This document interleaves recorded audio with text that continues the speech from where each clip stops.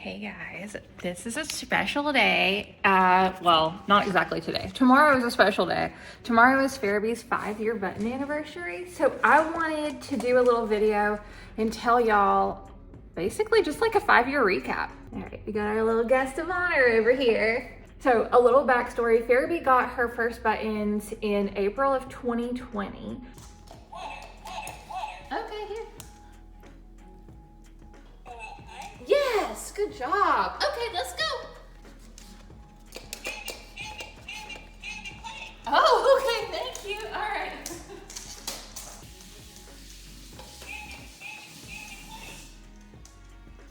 So this is Pharaby's button set up for now. So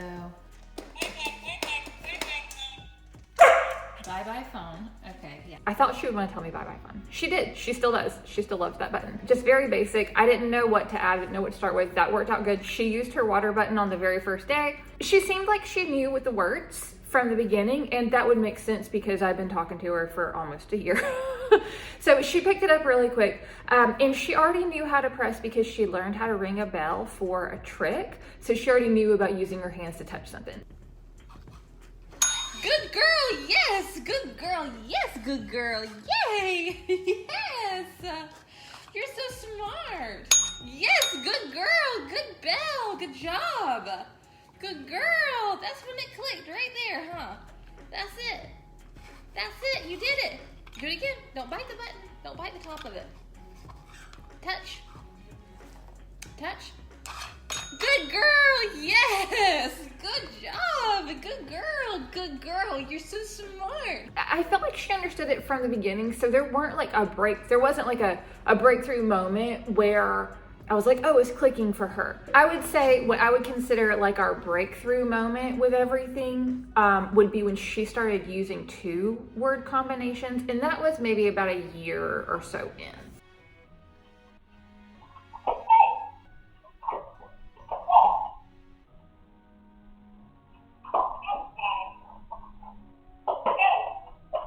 It was getting consistent, and it was getting to the point where it was clear that she was making little sentences. And there was also a time period where she was kind of experimenting with what would go, like what words could go together.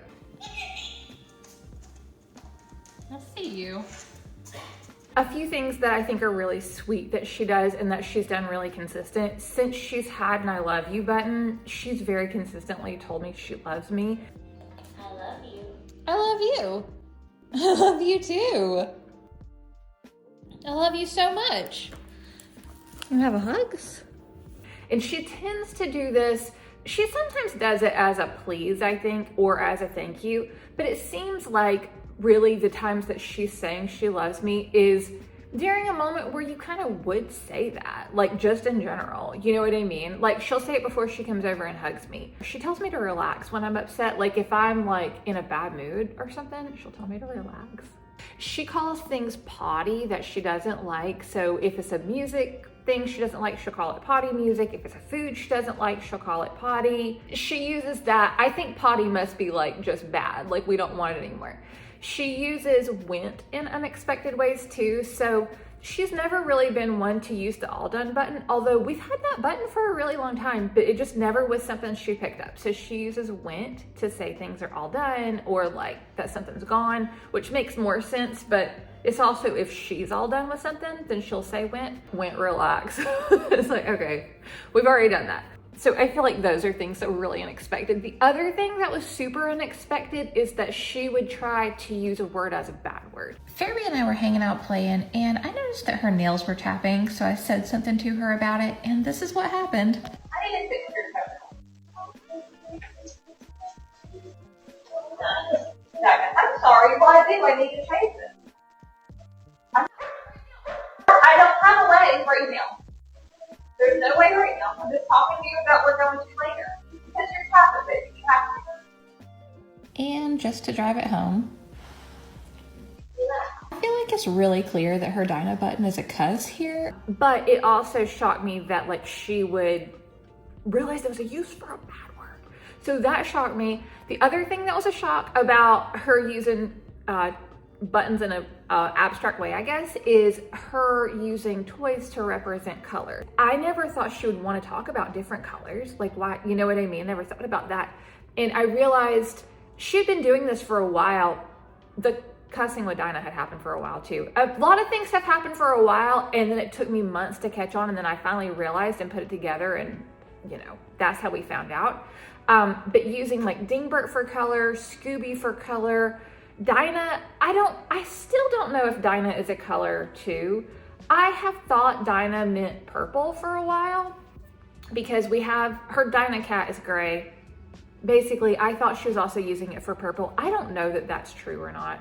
Honestly, I did think that for a while. I don't know that for a fact. But we have added a few color buttons. So we added blue, yellow, and purple. They go through batteries really quick. So I think these were like some test batteries that are test buttons we got at one point that weren't as good. Basically, we have that, but they don't make sound right now. So I have to be paying attention for that one. We have 129 buttons, by the way, and that's including the color ones that don't make sound right now. There might be like 6 to 10 things more that I want to add that I can think of. Not all at once, but just overall. So I don't know. We need to get those. We need to get buttons for the things I want to add, and then we need to get more color buttons because I wouldn't mind adding more colors to see what else she can talk about. Because she also, she picks colors when she paints. If I was picking, I would pick one of those.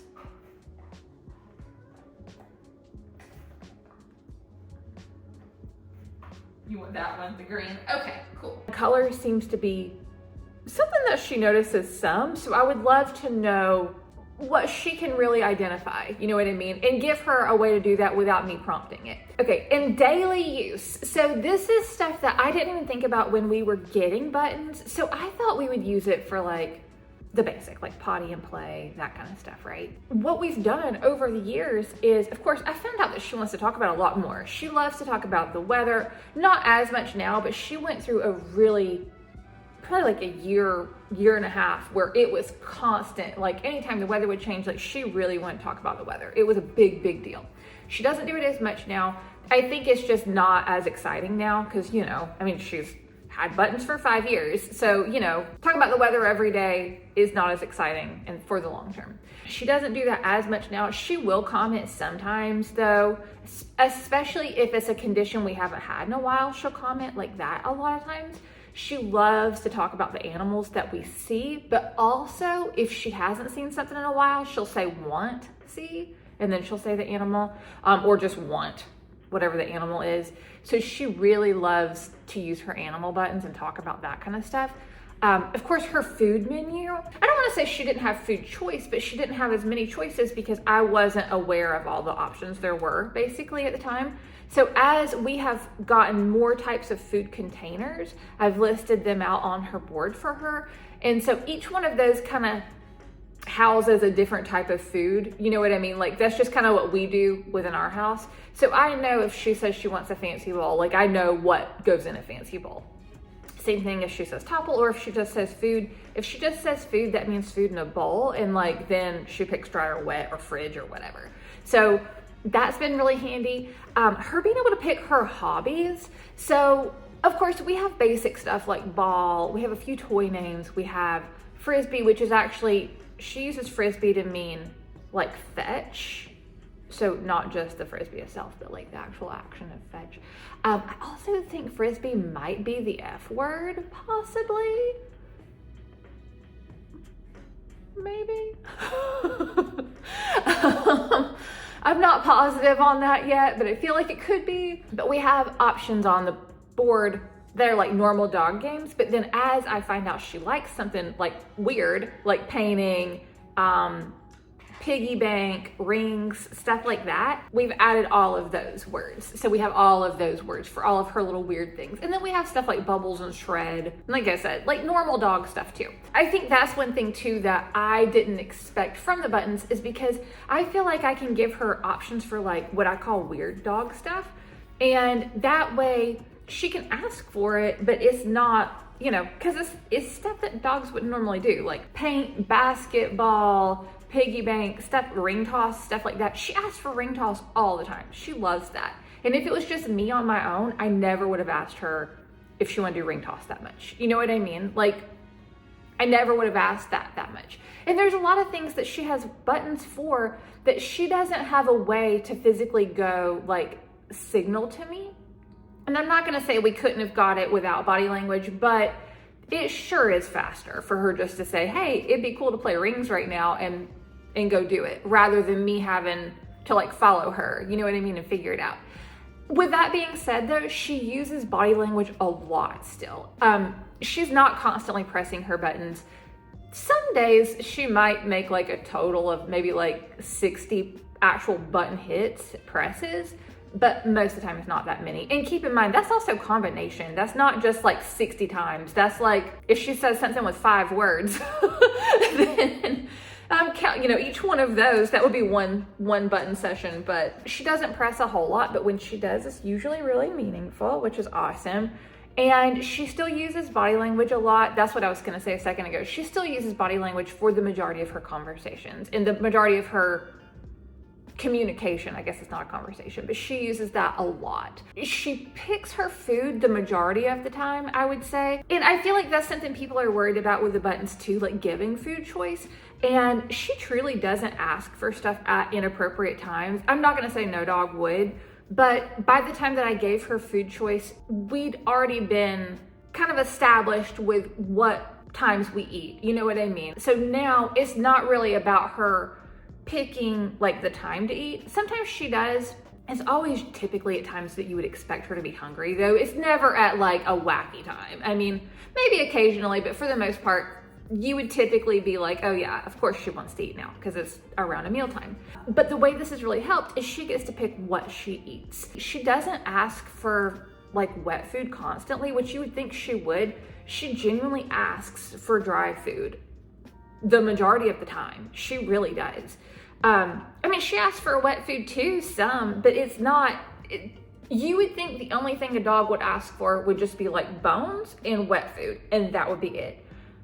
There are days she doesn't ask for wet food at all. There are days she doesn't ask for a bone at all. Like, she really just, she's very reasonable, I would say. You know, every dog is different, every cat is different, so it's always gonna just depend on your actual animal. But I would say that's something I wish I would have added sooner, because I feel like it gives her so much agency over her life. I wish I would have added more food options at first. Obviously, if your dog is only eating food out of a bowl, this might not be as big of a thing, but Pharaby has, you know, lick mats, topple, puzzle, fancy bowl, bone, regular food in a bowl, snoop. Like, she has all types of little different food vessels. So it's, you know, I don't know. I feel like it's a big deal. And then she also has tea and water for drink options, which I think makes a really big difference too. And also, you would think she would ask for tea all the time because no, she asks for it maybe a couple times a week. So I'm saying she's really reasonable with her food requests. And I'm genuinely shocked. Drinks too. I'm like, I didn't know how much self-control would be there, but there's a lot. Things that she consistently uses and things that she's dropped off of using. She still consistently uses the majority of things. She doesn't talk about weather as much as she used to, but if there's a big change, she will. And she's pretty consistent with everything else. There are buttons, like we have some buttons that she's never used consistently, like temperature, shirt, body parts. She just doesn't care to talk about that. The other thing she doesn't use is her like upset emotions, because I have frustrated, upset, and mad. I don't think she's ever pressed those on her own, maybe but like once.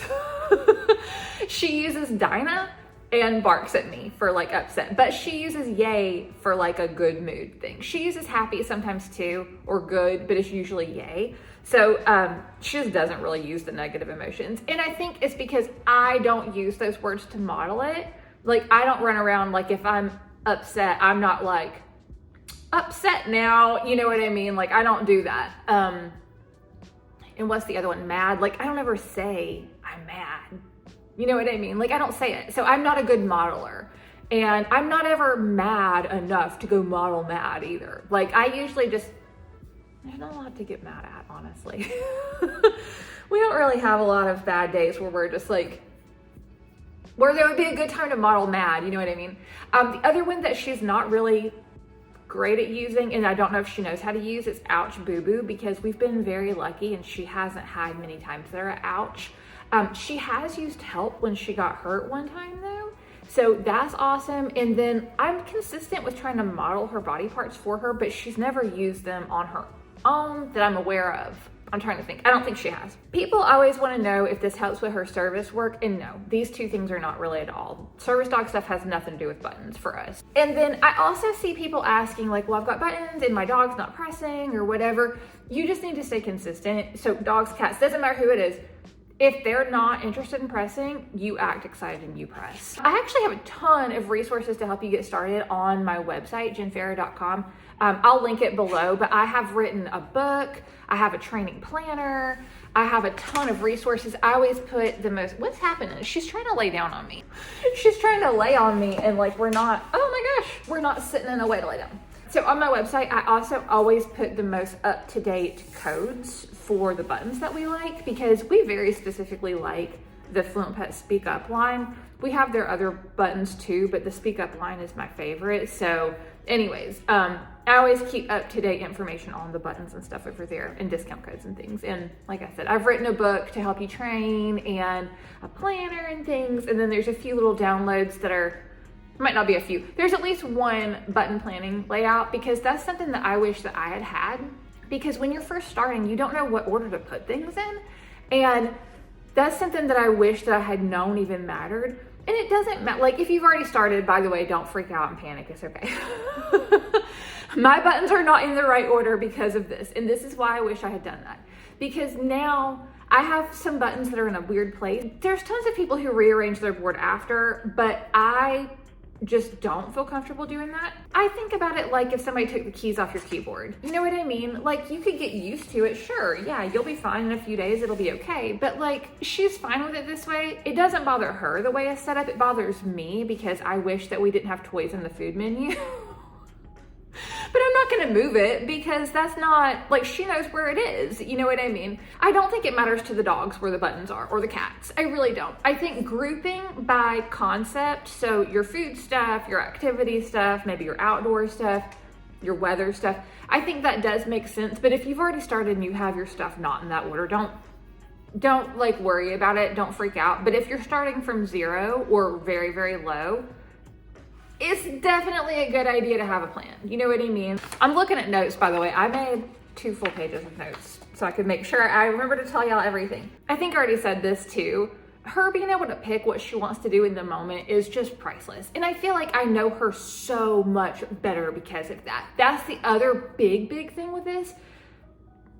And it kills me to say this because it's really sad to say this, but it's the truth. The bond and relationship that I have with Pharaby is beyond any relationship that I've ever had with any animal. And that kills me because Belby. I hate that I didn't have the buttons with Bella because obviously like I didn't know her in the same way, but just the way that I know Pharaby is so different because she can tell me stuff. She can talk, she can say what she wants. You know what I mean? She can tell me she loves me when I'm like crying or something. You know what I mean? You just don't, unless you live it and you have this in your daily, you can't imagine how magical and just when they can tell you what they want and you can like get to know their personality in such a different way. It is just, it's a different thing. It just opens up. Do you see lizards? Do you see lizards?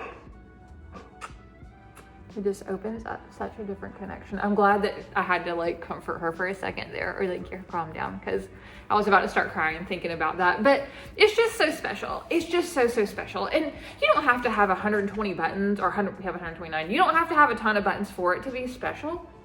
I think you can get to know them without that many. I know I've already said I know her better than any other animal that I've ever had in my life, but there's literally no way that I could know her the way that I do without the buttons. I don't know. It's just amazing. I think it's just so cool.